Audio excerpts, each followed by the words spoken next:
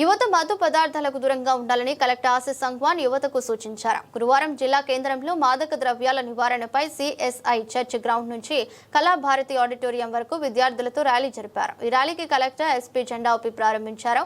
Kalabharathi auditorium వద్ద collector SP మొక్కలు నాటారు. సందర్భంగా మాట్లాడుతూ విద్యార్థులు చదువుపై దృష్టి పెడితే భవిష్యత్తులో ఉన్నత శిఖరాలను అధిరోహించవచ్చన్నారు.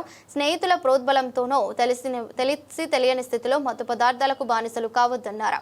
జిల్లా ఎస్పీ రాజేష్ మాట్లాడుతూ మత్తు పదార్థాలు సేవించడం వల్ల మనుషులు విచక్షణ కోల్పోయి అనేక నేరాలు చేస్తున్నారని, అనేక కేసులు మత్తు పదార్థాల వలన నమోదవుతున్నాయని తెలిపారు. నేటి యువతరం డ్రగ్స్ వాడటం, ఇతరులను వాడనీయం అనే నానుడితో ముందుకు పోతూ మత్తు పదార్థాలు సేవించిన వారి వివరాలు తెలిస్తే 1908 సమాచారం అందించాలని యువతకు సూచించారు. ముఖ్య అతిథిగా జిల్లా జడ్జి వరప్రసాద్ మాట్లాడుతూ చట్టాలపై అవగాహన కలిగి ఉండాలని అన్నారు. ఎవరైనా మత్తు పదార్థాలు సేవిస్తే మా దృష్టికి తీసుకురానివ్వాలని, సమాచారం అందించిన వారి పేర్లను గోప్యంగా ఉంచుతామన్నారు.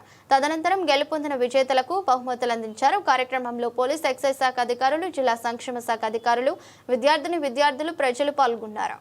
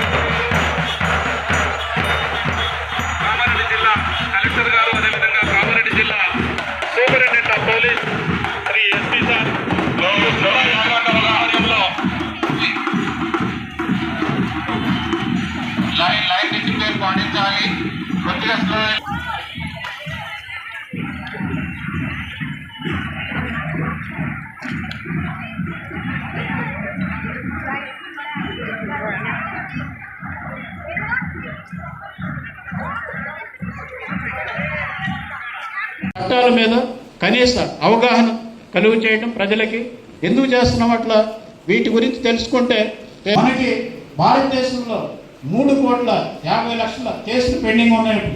మన జనాభా ఎంత? యాజ్ ఆన్ టుడే 140 కోట్లు. ఈ 3,50,00,000 కేసులు చేయాలంటే కొత్తవి రాకుండా ఉంటే మనకి 200 సంవత్సరాలు పైగా పడుతుందని చెప్పేసి సర్వే చెప్తా ఉంది. మరి రెండో పని మేము చేసేది ఏంటంటే కేసులు కోర్టులో పెండింగ్ ఉన్న కేసులు కావచ్చు, లేకపోతే ఏదైనా డిస్ప్యూట్ వచ్చే అవకాశం ఉన్నాయి కావచ్చు, వాటన్నింటినీ కూడా మేము లోక్ అదాలత్ ద్వారా పరిష్కారం చేయడం జరుగుతుంది. మరి పోలీస్ కేసులు కొన్ని ఉంటాయి, అవి మర్డర్ కేసు కానీ తీవ్రమైన నేరాలు కూడా అవి కాంప్రమైజ్ అవడానికి కుదరదు. చిన్న కేసులు మాత్రం మనం పోలీస్ వారి సహకారంతో మేము లోక్ అదాలత్ పెడుతున్నప్పుడు వస్తే వాటన్నిటినీ కూడా మేము పరిష్కారం చేయడం జరుగుతుంది. మీరు లోక్ అదాలత్లో కనుక ఏ విధమైనటువంటి సివిల్ కేసు అయినా కూడా మీరు పరిష్కారం చేసుకోవచ్చు.